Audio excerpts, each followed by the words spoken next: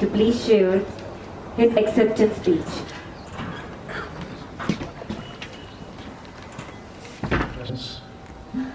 Honored guests, Mr. Amar Singh Ji, Shetty Saab, distinguished ladies and gentlemen.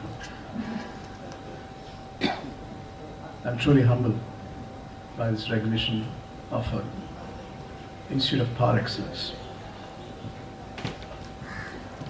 When I look at the mission of the institution, Vasudhaiva Kudumbakam, that's precisely in consonance with the thought leadership I've had since my birth.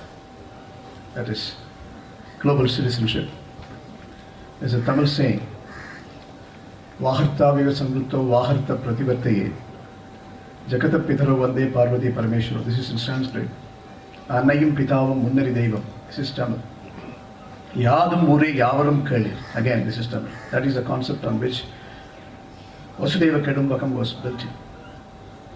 And that is a very foundation and the assumptions which I interpreted from my childhood was a culmination for recognizing if we have to create humanity and human dignity, if we have to eradicate extreme poverty, if we have to bring in gender equality, if we have to recognize universal education is important, if we have to recognize universal health care is important, maternal health is important, if we have to understand the very important global phenomenon today, global warming and climate change, rising sea level, increasing temperature, animal extinction, carbon neutral society, if we have to create, we have to build this partnership for future generation.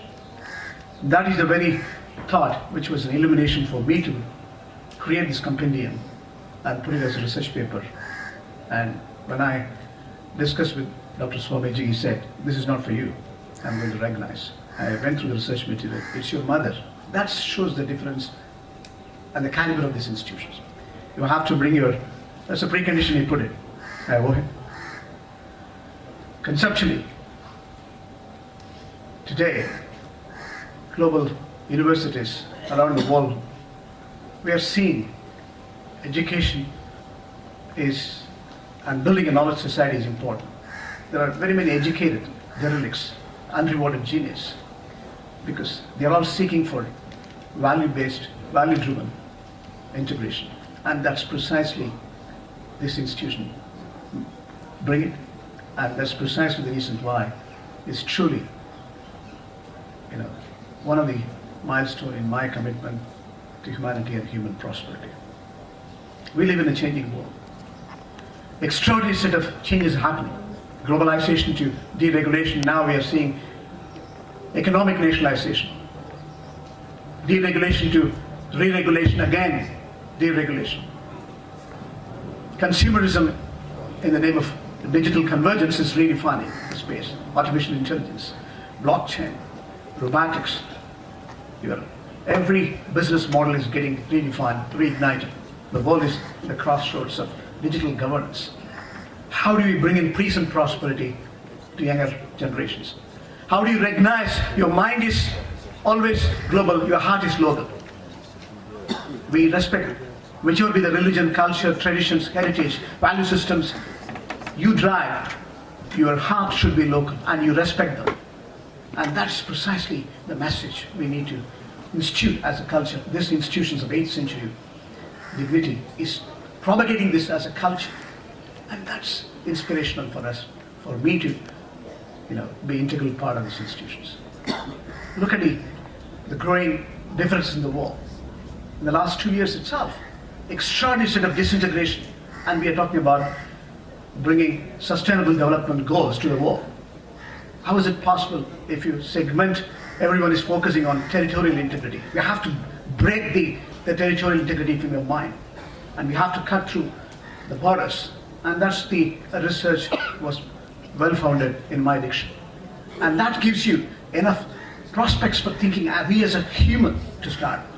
We respect every religion, every culture. We transcend the value systems which we inherit to the new generations. And that's the integrations we have to instill. And precisely what sort of reorganization taking place in the world over the years. I've seen Darfur, Lebanon, Syria. What sort of, calamity these were. And how do we bring in? What sort of reorganization is required in our mindset in the future generations? You are the driving force. Your thought becomes action. Action becomes habit. Habit becomes the character. Character becomes destiny. And that is precisely the message I instill. If you have to, again, reconnect with Mahatma Gandhi, we have to recognize science without humanity, politics without principle, wealth without work, pleasure without consciousness, commerce without morality, religion without sacrifice has got no meaning. We have to have a purposeful humanity in prospects. And that is precisely this institution is making. If you understand, if I have to give an Oriental saying, if you aim at short term, you cultivate flowers. If you aim at medium term, you cultivate trees. If you aim at long term, eternity, you build humanity. And that's what, however small the institution in terms of numbers, the dignity which it brings in the future generation, which eternity it aims at, is the character which we have to admire. If I have to, again, put in decent terms, where there is righteousness in your heart, there is beauty in character. When there is a beauty in character, there is harmony in the home. When there is harmony in the home, there is order in the nation. When there is an order in the nation, there is peace in the world. That's what the economic implication of globalization. Today, if we have to understand the changing dynamics of the world, it is, at times, is alarming. Everything is looked at with short-term focus. Our objective remains to recognize that human beings have got capacity to alter their attitude with a gratitude and make your destiny. Destiny is not a matter of chance, it's a matter of choice which you can decide. That's what one of the illuminaries were mentioning. And that is precisely we have to admire. This institution, when Swamiji was addressing, he was saying, extraordinary words. We have won many times. We have had many failures. Success does not mean absence of failure. It doesn't mean absence of failure. These failures are stepping stone for our success. And that's what the recognition we need. Attribute of recognizing, integrating your heart and mind, becoming eternal. That becomes you as a good person. You as a good person can create a group of good society. A group of good society can create good nations. A group of good nation alone can create good world and United Nations. And that is precisely the integration which we require while we see politics and economics is disintegrating. It's not converging in substance, it is disintegrating and diverging in terms of trade. We have seen American administration rescinding every possible commitment in the world, Trans-Pacific Partnership, North Atlantic Trade Agreement, and again, global warming and climate change, including COP21. And Brexit again. An extraordinary leader was called for this function. Unfortunately, he couldn't attend. Principle-centered politics, that was David Cameron. You have to admire the world at large is in the hands of human beings who can drive with integrity, integration as the sole mission for a collective humanity and prosperity, human prosperity. That is within you as younger generations. With your positive attitude and hard work and commitments, your work ethics becomes a delight, a desire becomes successful. And that's what you need to articulate in mind. Your habit becomes an inner engineering. That's what this institution is carrying about. It's not external. Reputation and character has got wider difference. Reputation is exterior, character is interior. It's a combination. You have to understand these dynamics will come if you integrate your heart and mind. That is spiritual. Spiritual integration is eternal. And if you start integrating your spiritual, your value system becomes more prolific. You think ahead of time. A businessman like B.R. Shetty, what was his basics? How did he conquer it? Because he is a true self. I know his humility was beyond reproach, but he said it. Today, there are very many transparent people in the world. There are good people. We interpret them in our own positive minds and habits. Amar Singh again. As a politician, his characteristics are well-founded. What you see is what you get in him. That's why I admire him. There's extraordinary set of convergence required between your heart and mind. That's what you should know. Everything is automatic. Your action becomes automatic if you interconnect yourself.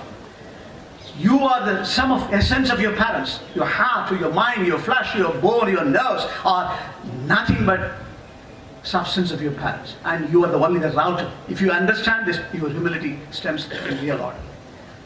Your honor and dignity is integral part of your convergence within you. That's inner engineering for you to recognize. And that will drive the change in you. You are the change. That's what Mahatma Gandhi is saying again and again. If you understand this dynamics, life is, every minute is interesting, every day is interesting, everything is possible, everything is productive, everything is constructive, everything is really measured to future perfection. And that's what we need to inherit. We not only we have to create better world, we have to create better citizens of the world. And that lies in the institutions like Sharda Institute. I am humbled, truly humbled to be an integral part of these interesting institutions. I am committed to, from today onwards in this great family. Thank you, ladies and gentlemen, for your honor.